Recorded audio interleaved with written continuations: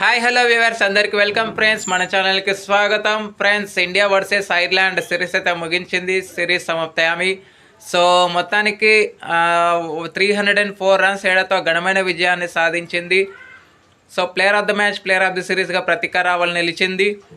So match ఎలా సాగింది ఏంటి అని వివరాలకు వెళ్ళే కంటే ముందు ఒక ఇన్ఫర్మేషన్ ఉంది గాయస్. అదేంటంటే రోహిత్ శర్మ పాకిస్తాన్కి వెళ్తాడంట.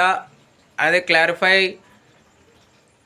అది కేంద్ర ప్రభుత్వం పైన ఆధారపడి ఉంది. ఎందుకు అంటే పాకిస్తాన్తో మనకి సత్సంబంధాలు లేకపోయినప్పటికీ బీసీసీఐ వాళ్ళు మాత్రం రోహిత్ శర్మ ఛాంపియన్స్ ట్రోఫీ ప్రారంభోత్సవ కార్యక్రమానికి అయితే హాజరవుతాడని స్పష్టం చేశారు. మరి కేంద్ర ప్రభుత్వం అలౌ చేస్తే ఓకే డన్, లేదా దుబాయ్లో అయినా నిర్వహించుకోవచ్చు. కాకపోతే పాకిస్తానీ క్రికెట్ బోర్డు అయితే మాత్రం పట్టుబట్టి కూర్చుంది. ప్రారంభోత్సవ కార్యక్రమాలు తమ దగ్గరే జరగాలి, ఘనంగా జరగాలని పట్టుబట్టి కూర్చుంది. మరి చూద్దాం ఏం జరుగుతుంది అనేది. ఓకే ఫ్రెండ్స్, ఇక లేట్ చేయకుండా ఇండియా వర్సెస్ ఐర్లాండ్ మ్యాచ్ ఎలా సాగింది ఏంటి అనేది వివరాలకు వెళ్ళిపోదాం. So let's move in to the topic. Hi hello నమస్తే my dear HYT creators YouTube channel. మీకు కనుక మా వీడియోస్ నచ్చినట్లయితే లైక్ చేయండి, అలాగే కామెంట్, షేర్ అండ్ సబ్స్క్రైబ్ చేయండి. పక్కనే ఉన్నటువంటి ఆప్షన్స్లోకి వెళ్ళి ఆల్ అనే ఆప్షన్ని సెలెక్ట్ చేసుకోండి. ఇలా సెలెక్ట్ చేసుకోవడం ద్వారా మా వీడియోస్ ఎప్పటికప్పుడు అందరికంటే ముందుగా మీకు నోటిఫికేషన్లో వస్తుంది. సో టాస్ గెలిచి మరోసారి బ్యాటింగ్ ఎంచుకున్న టీమిండియా ఎప్పటిలాగే ఫ్లయింగ్ స్టార్ట్ కాస్త బ్లాక్ బస్టర్ స్టార్ట్ అని చెప్పుకోవచ్చు. ఇండియా ఎందుకు బ్లాక్ బస్టర్ స్టార్ట్ అంటే 233 ఓపెనింగ్ పార్ట్నర్షిప్ వచ్చింది కాబట్టి బ్లాక్ బస్టర్ స్టార్ట్ అని చెప్తున్నాను.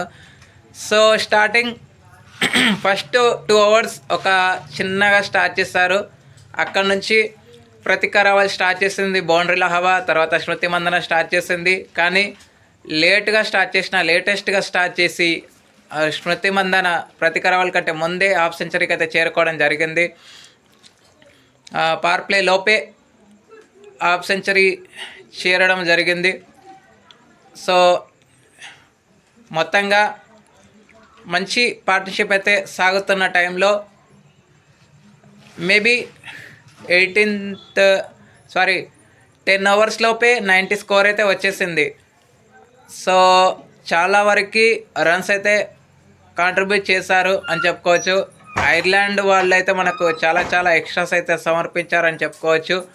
సో మొత్తంగా 233 ఓపెనింగ్ స్టార్ట్ అయితే వచ్చింది.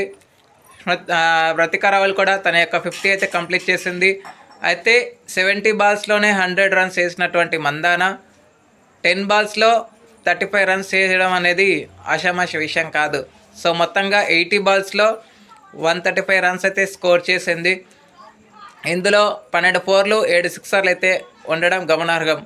తర్వాత స్మృతి మందాన ఎప్పుడైతే 135 రన్స్ వేసి అవుట్ అయిందో స్కోర్ 233 పార్ట్నర్షిప్కి తెరపడిన తర్వాత రిచా ఘోష్ని 1 డౌన్లో దించడం జరిగింది. చాలామంది ఏమనుకుంటారు, జెమిమా రోడ్రిగ్స్, అర్లిలియన్ ఇద్దరిట్లో ఎవరొకరు వచ్చే అవకాశాలు పుష్కలంగా ఉండొచ్చు అనుకుంటారు ఎప్పటిలాగే ఆర్డర్ వైజ్గా. కానీ ఈరోజు బ్యాటింగ్ ఆర్డర్ అతలాకుతలం అయింది. కాకపోతే రిజల్ట్స్ ఎలా వచ్చినా గుడ్ అనిపించింది. సో రిచా ఘోష్ రావటం స్టడీ స్టార్ట్ తర్వాత బౌండరీ రావడానికి ఎంతో టైం కూడా పట్టలేదు రిచా ఘోష్కి. తెలుసు మనకి రిచా ఘోష్ బౌండరీ వస్తే తన కాన్ఫిడెన్స్ ఎలా ఉంటుంది, ఏ మూమెంట్లో వెళ్తుంది అనేది మనందరికీ తెలుసు. సో అదే మూమెంట్లో వెళ్ళిపోయింది Richa Ghosh. So 104 runs partnership అయితే రావటం జరిగింది. Pratika Rawal made in 100 in ODI, first ever international 100 అయితే చేయడం జరిగింది ఓడిఐలో. సో 154 రన్స్ అయితే స్కోర్ చేసింది, 24లు 1 6 సహాయంతో.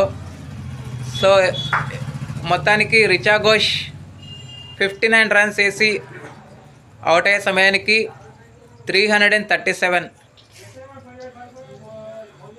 స్కోర్ ఉండింది. తర్వాత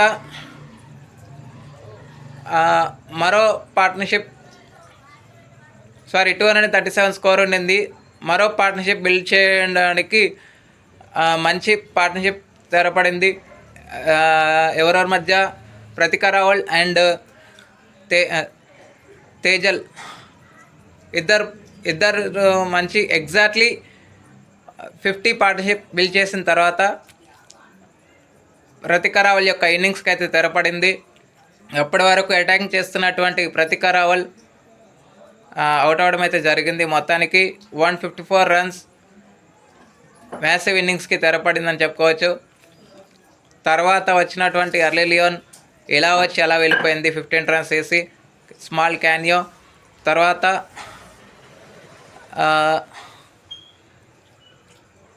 28 రన్స్ వేసి తేజల్ కూడా అవుట్ అయింది.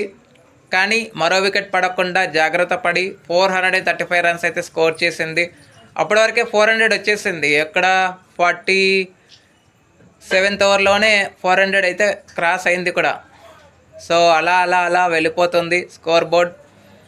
కానీ మరో వికెట్ పడకుండా దీప్తి శర్మ అండ్ జెమిమా రోడ్రిగ్స్ ఇద్దరు కలిసి జాగ్రత్త పడి 435 రన్స్ అయితే స్కోర్ చేశారు ఇన్ 5 వికెట్స్. ఎక్స్ట్రాస్ 29 అయితే ఇచ్చారు ఐర్లాండ్ వాళ్ళు. వికెట్స్ కనుక చూస్తే ఓర్లాకి 2 వికెట్లు, ఓర్లా ప్రెండెన్గాస్కి. తర్వాత Arlene Kelly, Georgina Dempsey and Arlene Kelly. తర్వాత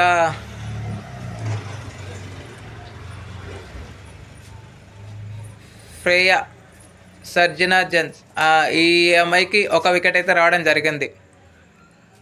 సో మొత్తంగా 5 వికెట్స్ అయితే కోల్పోయింది, 435. అనంతరం లక్ష్య ఛేదనను ఆరంభించిన ఐర్లాండ్కి మాత్రం స్టార్ట్ అయితే రాలేదు. ఎప్పట్లాగే అంటే వాళ్ళకి యావరేజ్ టాస్ వచ్చేది, కానీ ఈరోజు కొంచెం భిన్నంగా తయారైంది. స్టార్టింగ్ 1 రన్స్ వేసి కెప్టెన్ గాబీ లూయిస్ అవుట్ అయింది. తర్వాత వచ్చినటువంటి last match half Centurion 80 runs వేసినటువంటి కోల్టర్ రైలీ ఈసారి గోల్డెన్ డక్గా వెనుదిరగడం అయితే జరిగింది.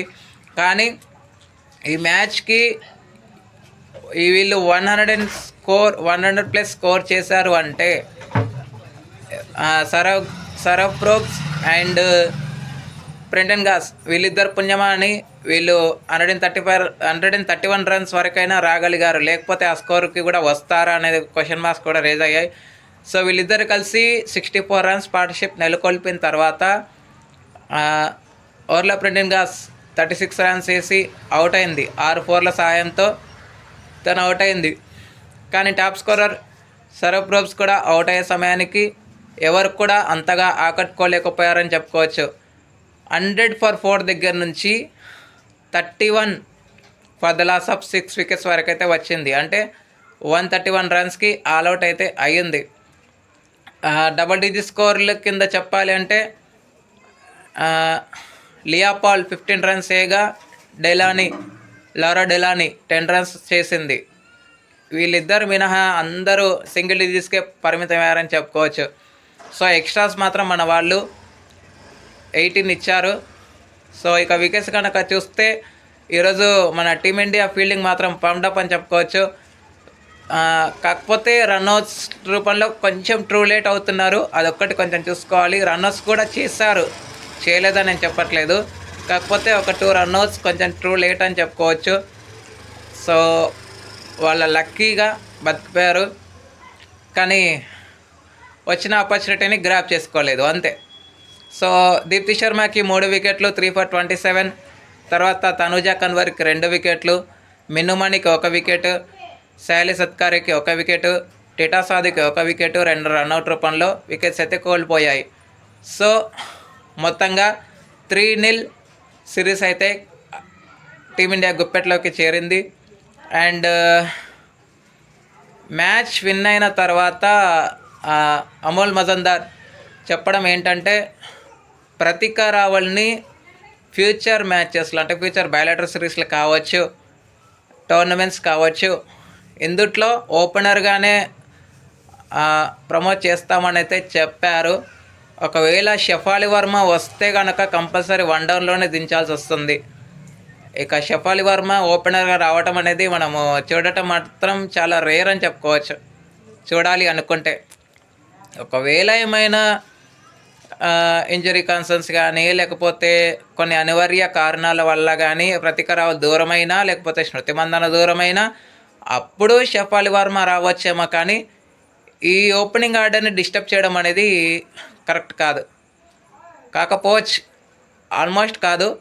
ఎందుకంటే అమల్ మజందార్ ఆల్రెడీ మాట ఇచ్చేశారు కాబట్టి మరి ఈ ఓపెనింగ్ ఆర్డర్ని మనం చూడబోతున్నాం. కన్సిస్టెన్సీగా వీళ్ళు ఓపెనింగ్ పార్ట్నర్షిప్స్ అయితే బిల్డ్ చేస్తూ వస్తున్నారు. 50 పార్ట్నర్షిప్స్ కానీ 100 పార్ట్నర్షిప్స్ కానీ 6 టైమ్ అంటే 6 ఇన్నింగ్స్లో 4 టైమ్స్ 100 రన్స్ పార్ట్నర్షిప్స్ బిల్డ్ చేశారు. అండ్ ప్రతి మ్యాచ్లో 50 రన్స్ పార్ట్నర్షిప్ పక్కాగా వస్తుంది. ఒక్క West Indies versus India last match ఏది న్యూ ఇయర్కి ముందు 2025కి ముందు లాస్ట్ మ్యాచ్ జరిగింది కదా, ఆ ఒక్క మ్యాచ్ మినహాయిస్తే ప్రతి మ్యాచ్లో కన్సిస్టెన్సీగా వీళ్ళు చేసిన పార్ట్నర్షిప్స్ అంతా ఇంత కాదు. సో ఈ ఆర్డరే కొనసాగాలని అయితే మనందరం మనస్ఫూర్తిగా ఆశిద్దాం. Thank you friends. మరి ఇది వరల్డ్ కప్కి ముందు మంచి ప్రిపరేషన్గానే సాగింది. మరి ఇక వీళ్ళైతే చెబుతున్న మాట WPLకి ప్రిపరేషన్స్ అంటున్నారు. మరి ఇక నెక్స్ట్ మనకి T20 సిరీస్ ఉంది కాబట్టి ఐర్లాండ్తో, మరి T20 సిరీస్లో WPL మూమెంట్లోకి అయితే వెళ్ళిపోతారు పక్క. మరి చూద్దాం. మరి వరల్డ్ కప్కి కూడా ప్రిపరేషన్స్ చేస్తామని కూడా స్మృతి మందన చెప్పడం జరిగింది. మరి చూడాలి. వరల్డ్ కప్కి ఏదైతే పటిష్టంగా చేస్తూ వస్తున్నారో ఈ ప్లాన్సే ఉండాలి, వేరే ప్లాన్స్ కూడా అవసరం లేదు. మరి ఒకవేళ హర్మన్ప్రీత్ కౌర్ వచ్చినా కూడా డ్రెస్సింగ్ రూమ్ యొక్క వాతావరణం, ప్లాన్స్ చేసే విధానం అన్నీ సజావుగా ఉండాలని అయితే ఆశిద్దాం. అండ్ విశ్వ విజేతగా ఇప్పుడు రాబోతున్న వరల్డ్ కప్లో ఆగస్ట్ 15 నుంచి సెప్టెంబర్ 15 వరకు సాగబోయే టోర్నమెంట్లో ఇండియా గెలవాలని కోరుకుందాం. Thank you friends. ఇలాంటి అప్డేట్స్ కోసం ఛానల్ని సబ్స్క్రైబ్, షేర్, లైక్, కమెంట్ చేయండి. మరొక అప్డేట్తో మీ ముందు ఉంటాను ఫ్రెండ్స్. అంతవరకు సెలవు. నమస్కారం.